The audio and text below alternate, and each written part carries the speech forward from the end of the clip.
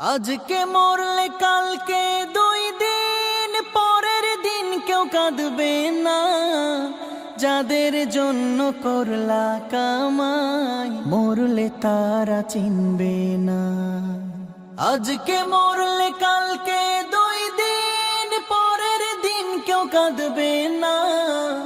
যাদের জন্য করলা কামাই মরলে তারা চিনবে না।